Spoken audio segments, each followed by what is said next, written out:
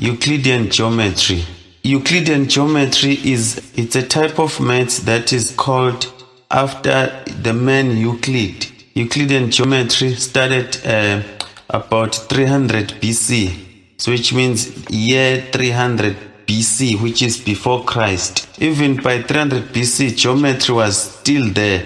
But Euclid came up with something that is maths of reasoning. So which means you can just tell that this value is this much just because of this reasoning. So it's all about reasoning. For this lesson, we cannot go back to lines, straight lines and triangles and so on. But for this lesson, we are going to just concentrate on the cycle part of Euclidean geometry. And also here on cycle, we are just going to touch just a little bit of cycle, just a little bit of each. For cycle, you can see here that I've drawn a cycle. This line here is a radius. The line from here to here, it's a radius. And here, from the center, this is a center.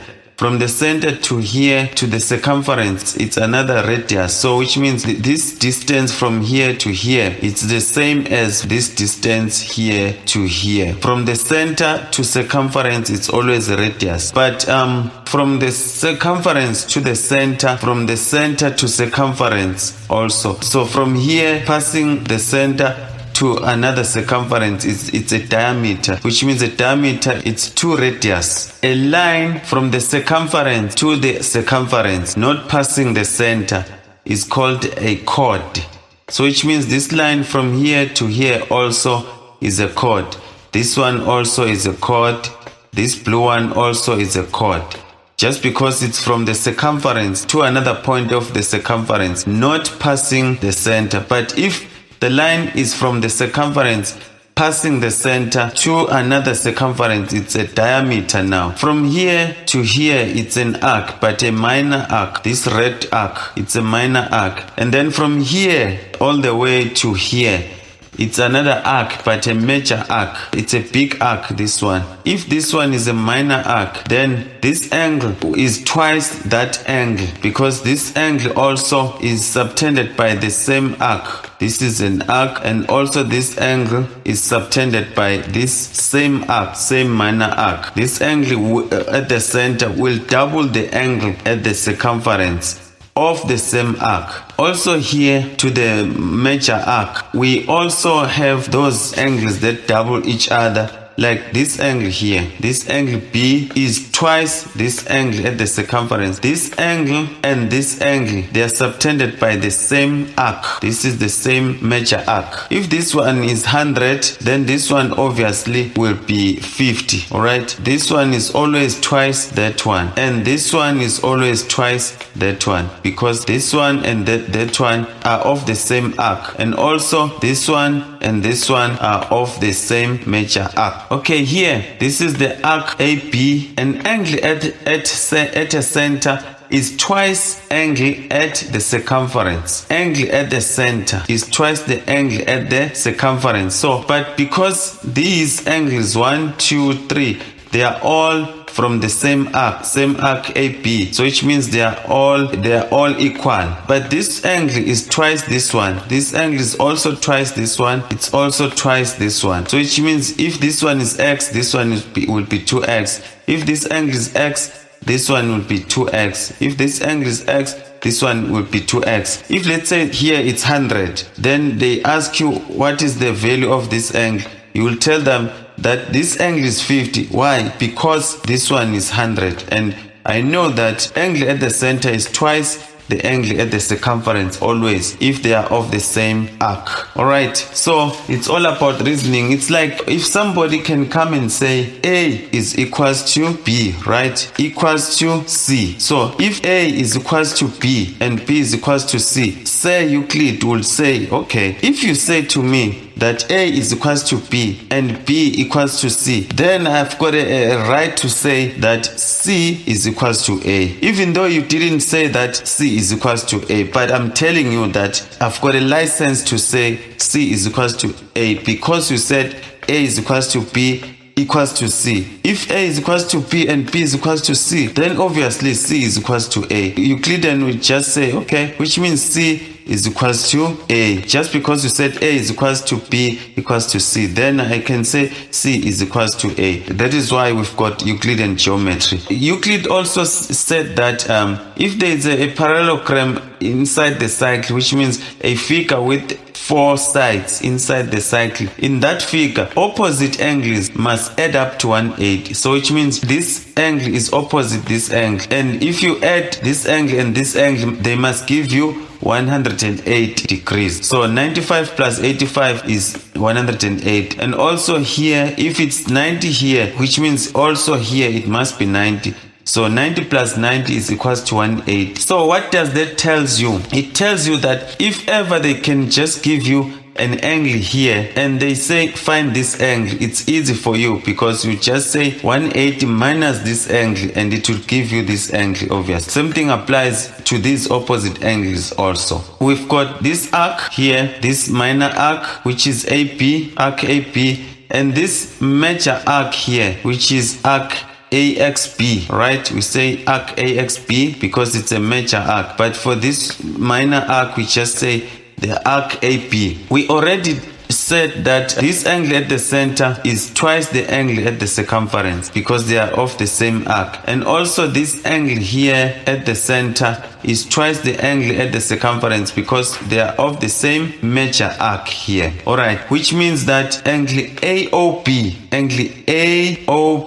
is this angle here. Angle A, this angle here, angle AOB is twice the angle at the circumference, angle D. And also this angle O, will be twice angle ACB. Which one is angle ACB? This is angle ACB, which is this angle here. So which means this angle here will be twice the angle at the circumference because of the same arc. Alright, let's indicate. Okay, this is the arc I just indicated with blue color now. This is the major arc. It's a big arc which corresponds with these two angles that are double each other here, right? Same color, same arc, right? Same arc, same color of the angles. Okay, also for this minor arc, it's same color of an arc and the same colors of the angles. This angle is double that angle. They are of the same arc, right? I think it's clear also. The angle at the center is double the angle at the circumference of the same arc. The angle at the center again is twice the angle at the circumference, but these ones are also of the same arc, which is the major arc. Okay, here find the angle D and C and angle O. Okay, we find this angle, we find this angle, and then we have to find this angle. Angle O is this angle, the big angle, not this one. This one is the only angle here that we are given. Because we are given this angle, Euclidean will just say, okay, because we've proven that the angle at the center is twice the angle at the circumference. Therefore, just because we are given that this angle at the center is 100, then I've got every reason to say that this angle at the center will be 50. But we'll do it in calculations. Let's go to calculations. Euclidean will just say, okay, just because angle AOB is equals to twice angle D, the reason angles subtended by the same arc. He is saying that angle AOB, which is AOB, this is the angle. AOB will be twice the angle at the circumference, which is twice angle D. Why? The reason is angles of the subtended by the same arc. This is arc AB, same arc, the minor arc. Angle AOB is 100 equals to 2D. So 100 equals to 2D. We are looking for D, right? Then we divide by 2 both sides because we want to get rid of this 2. 2 will cancel 2. Then 2 into 100, it's 50. So D is equals to 50, which is half of this angle at the center. Now we want to find angle C. As we said here that opposite angles of the quadrilateral figure inside the center, they add up to 180, which means here angle D plus angle C is equals to 180 because this angle C and angle D are of this quadrilateral ACBD. This is a quadrilateral figure inside the triangle. So the opposite angles must add up to 180. So D plus C is 180. And we already know D. D is equals to 50. We are looking for C. We don't know C equals to 180. Then C is equals to 180 minus 50, which is C is equals to 30. So we know C now. C is 30. Alright, we know that angle O is equal to 2C. Angle O will be equals to 2C because of they are subtended by this major arc, which means now this angle is twice this angle at the circumference. O is equals to 2C, right? O is equals to 2 times what is C? C is 130, right? 2 times 130, O will be equals to 260. So which means this angle here will be 260. Remember, they are not drawn into scale. Now look at this cycle here. We've got a major arc which is in blue. This is the major arc, and also a minor arc which is in red. If we just take these pieces out, the piece of the major arc and the piece of minor arc, this is the minor arc here and the major arc here. Okay, if you can try and throw something here on a minor arc, you can see that, okay, if you throw a line here and a line here, you will see that an angle at the center will be twice an angle at the circumference for this arc here. And also for here, this is the major arc. For the major arc also, if we extend a line here and a line here, this angle will be twice this angle at the circumference for the major arc. This is another theorem of the diameter. You see, this is a diameter because it's a line from the circumference passing through the center to another point of the circumference. This is radius plus radius. So always, if the angle is subtended by a diameter, that angle will be 90 degrees. Even if it's like this, as long as this is a diameter, even if the angle is here at the side of a cycle, but if it is subtended by the diameter, then it will always be 90 degrees. Angle subtended by diameter equals to 90 degrees. So always, even if it's like that, it will be 90 degrees. Even if it's like that or like that, anyhow, it will be 90 degrees. Even if it's like this, it's 90 degrees. Even if it's like this, it's 90 degrees, as long as it is subtended by a diameter. Here there is a tangent theorem. Tangent theorem, this is a tangent line. A tangent line is a line that passes to one point of a cycle. That is a tangent. A line that touches one point of a cycle is called a tangent. It can pass through here as long as it touches one part of a circumference in a cycle. That is a tangent. This is a center. If there is a line that is perpendicular that goes from the center straight to the tangent, if that radius is perpendicular to the tangent, here this angle will be 90 degrees and this angle also will be 90 degrees. If there is a chord here, this line is perpendicular to the chord. If this line is perpendicular to this chord, then obviously this line will divide this line into two equal halves. That is why I indicated that this one will be equals to this line here. These are the two tangents. Okay, you can see this is a tangent that passes through one point of a cycle, and also this tangent passing through one point of a cycle. Okay, if there are two tangents here, this side will be equals to this side, from here to here. So which means that if we've got a cycle here, you remember the properties of an isosceles triangle, because if the triangle has got two equal opposite sides, then it means that is an isosceles triangle. It means that two base angles must be equal. Maybe this one is 70. These ones will be 55 and 55, which is 110 in all, because 110 plus 70 is 180, because the interior angles of a triangle, they add up to 180. These two lines are equal always. So which means this line and this line are equal. I've indicated here that they are equal, right? And we are given this angle only. This angle is 70, as you can see. Alright, they say now, what is angle D? They want you to find angle D. And then to find angle D here, you know that if this line and this line are equal, then it means that here, if this one is a triangle, this one, if it's a triangle, it means that this triangle is an isosceles triangle, which means this angle and this angle must be equal, because these 1, 2, 3 angles, they must add up to 180. It means that you can be able to calculate these angles, two angles. Let's go for them. Which means that if this one is 70 and these lines are equal, so this is an isosceles triangle. So which means that 180 minus 70, this 70, 180 minus this 70 is equals to 110. So which means these two angles, they must give you 110. But because it's this isosceles triangle, which means these two base angles, they must be equals to each other. So what you can do, you just take this 110, you divide by 2 so that you can get 55 each here, 55 each. They are of the what? Of the triangle. That is the reason.